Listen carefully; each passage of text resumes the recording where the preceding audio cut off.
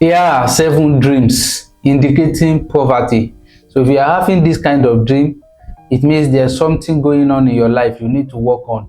These 7 dreams I'm going to be mentioning in this video today are very important. Like I used to say, dream is one of the ways that God can communicate with humans, or how humans can communicate with the extraterrestrial worlds.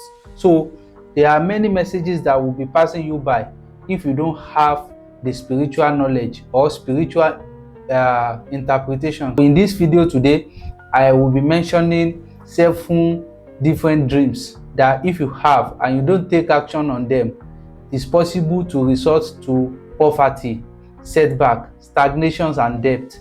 So if you are having this kind of dreams and you are not working on yourself, it can lead to something serious. Like I used to say, dreams is one of the ways God can communicate with human